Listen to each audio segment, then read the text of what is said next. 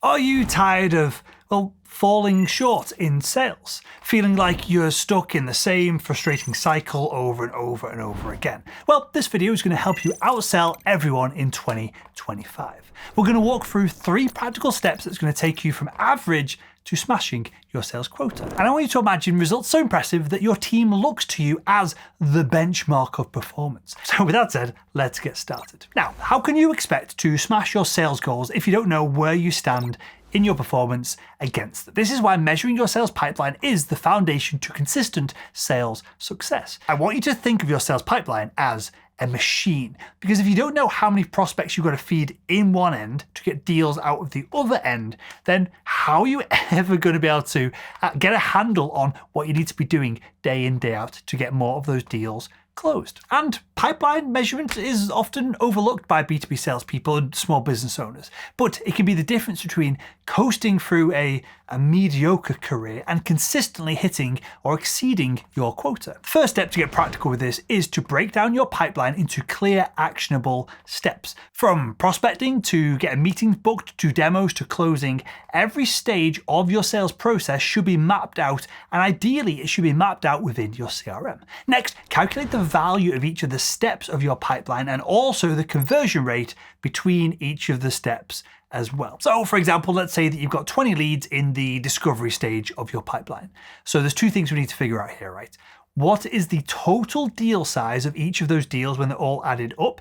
We want to do this for each step of the sales process. And also, what is the percentage chance that those deals are going to progress to the next step of the sales process? So if you've got 20 deals in there and 10 of them move over, then you've got a 10% conversion rate at that step of the process. Now, of course, this is the boring work, but when you do this across the entirety of your sales pipeline, you can then start to identify the bottlenecks that are stopping your sales machine working seamlessly. And we're going to go deeper into that in a second. But as Peter Drucker famously said, what gets measured gets managed. And by tracking all of your data, you're going to start to see patterns, both patterns from a positive perspective and also patterns from a perhaps negative perspective as well. Because maybe let's say that you're great at booking meetings, but you then struggle to close the deals when you meet with these individuals. That's important to know. It's important to then look at rectifying these bottlenecks. And I want you to think of it like this. These insights aren't just random numbers that you'll do once and then never care about again. They are the keys to unlocking your potential.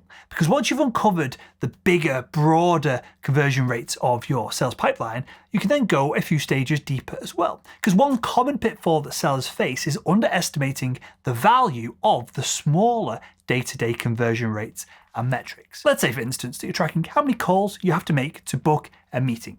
Now, this might seem tedious, but it can be crucial. These micro conversions that happen day in, day out, week after week, month after month, they can, with a few small tweaks, lead to massive gains. So if you notice that your call to meeting booking ratio was low, but the rest of the sales process was working great, well, you could use a new call template, you could implement some kind of strategy. There is plenty of levers that we can pull to improve a meeting booking rate from, say, 2 to 4% or 4 to 8%. That happens all of the time with our students inside Salesman.com Academy. And if you can make that leap from 2 to 4 or 4 to 8% meeting booking rate, you are then, as long as the rest of the sales process works, you're going to double the revenue that you generate with just one simple change. And that's the power of tracking these small conversion steps and treating the entirety of the sales process like a machine that can always be refined. And if you want to implement a proven effective cold call process today, then download my Selling Made Simple book. It contains the 15 frameworks that you need to smash your quota every single time, and you can grab a copy completely free by using the link below in the video description.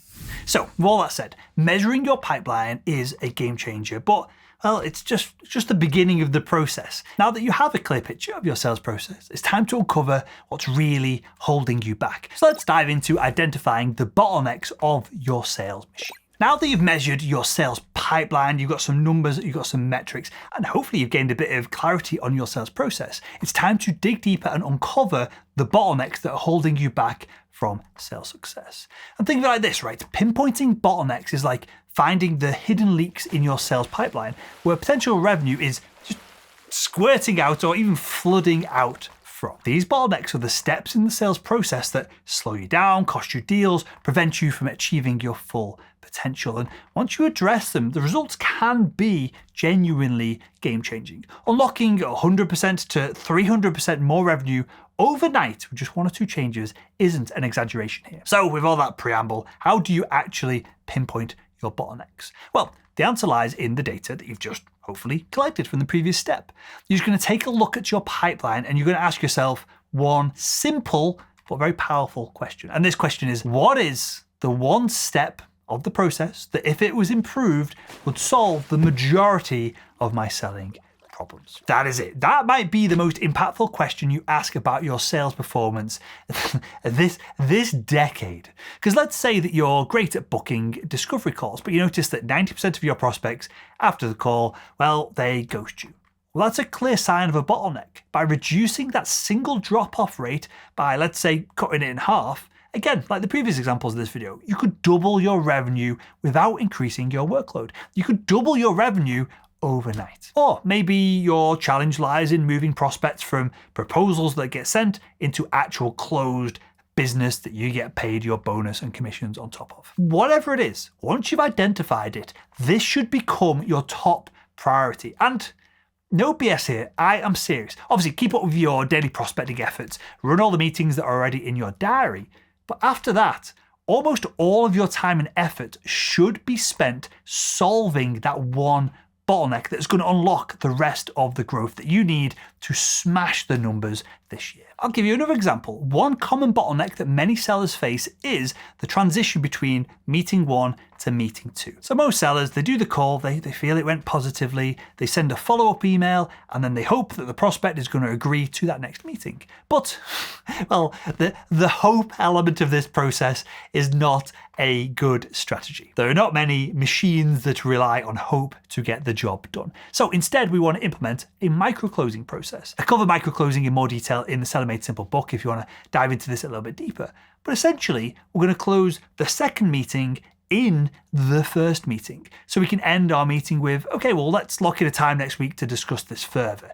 You know, do you have time on Tuesday to run through the next steps? And this small change alone can absolutely significantly improve your conversion rate from your discovery call to hopefully a closing call, or a call perhaps where we've got more of the team on and we're getting into more detail onto the actual decision-making process itself within the account. Like I keep saying throughout the entirety of this video, a seemingly small percentage improvement between one of these steps can lead to dramatic results as it scales up throughout the rest of the sales process. So once you've identified your bottlenecks, it's time to now create a plan to address them. This is pretty simple. Start off brainstorming some potential solutions. If your prospect is ghosting you, try sending a personalized video message as a follow-up rather than a generic email. Use micro-closing to get the next meeting booked in the meeting that you're currently in with the prospect. Whatever it is, write down some ideas and don't overlook the value of small, actionable tweaks throughout the entirety of the sales process. In sales, often minor adjustments lead to major results. Think of this process as fine-tuning a race car engine. Each change adds a little bit more horsepower, a little bit more reliability. It gives you an edge over the competition. And this is going to lead to winning races, or in our case, closing more deals. And remember, identifying the bottlenecks within the sales process isn't a one and done task. It's an ongoing process. As you improve in one area, then the next problem is going to emerge, and you'll improve this, and then something else will break or go wrong, or maybe you're booking too many meetings now. You need to now focus on how to qualify all the extra meetings that you've got on your plate.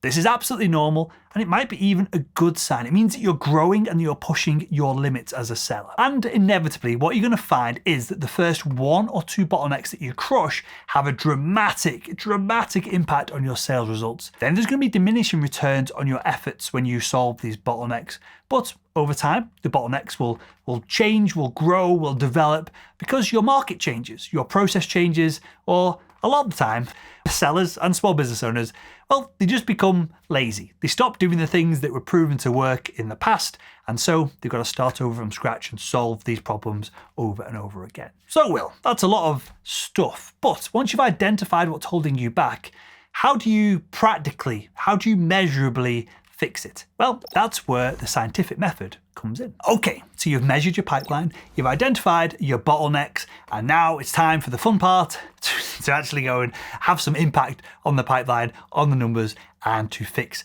the issues. And to fix your pipeline bottlenecks, we're going to leverage what's called the scientific method. And don't worry, we're not going to dive into a lab with test tubes and white coats here. No, not at all. The scientific method is simply a structured approach to solve problems. We're going to hypothesize, we're going to test, we're going to measure, and then we're going to refine. And so let's break it down. Let's start off with a bold hypothesis of how we can fix the issue. We want a clear, actionable idea of how to address the bottleneck. So let's say, for example, your bottleneck is that you don't get much engagement with your prospecting follow-up. Your hypothesis might be that sending personalized video messages is going to increase response rates by 20%. That's it. That's all we need to do to get started. We're going to keep our hypothesis focused and measurable. And one of the most basic and important things here is you need to write this stuff down. If you start making changes and you forget why you were making them or the changes that you promised that you're going to make, you're going to blow up the sales engine. It's going to get worse. It's not going to get better. For me personally, with our salesman.com sales process, obviously I'm constantly trying to refine, I have a Google Doc with experiments that I want to run, hypotheses of how to improve the numbers, whether it be different bottlenecks between both the sales and marketing process. And then when I start to run the experiment in the same Google Doc, it's scrappy. There's loads of just text copied and pasted and numbers and bits of spreadsheets all over the place, kind of copied and pasted in there, but it works.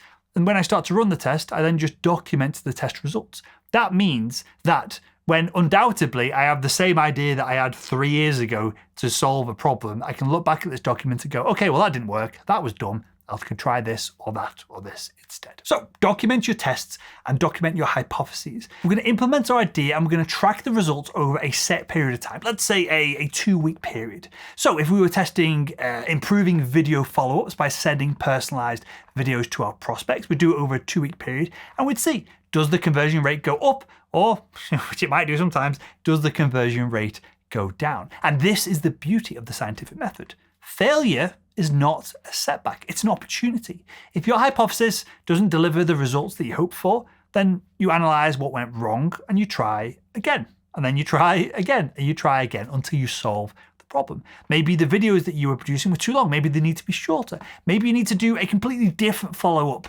method for your specific ICP, your ideal customer persona, or your prospects. The key is, and this is how people get on and have massive success in B2B sales or small business owners selling their products and services, the key is to experiment until you find what clicks. The scientific method isn't just a way to fix one bottleneck, it is a mindset for continuous improvement. And this is important because sales is a dynamic industry. What works today is probably not going to work tomorrow. And by adopting this structured approach, you're going to be better equipped to adapt and thrive no matter what challenge comes your way. I also want you to think about it like this. I want you to take personal accountability for your sales results. And if you do take that personal accountability for your sales results, it's going to force you to measure, to hypothesize, to try and improve, to document the results, whether they went up and down, and do more of what works. And if you want to dive deeper into improving your sales results on a broader level, why not click the video that's on the screen right now.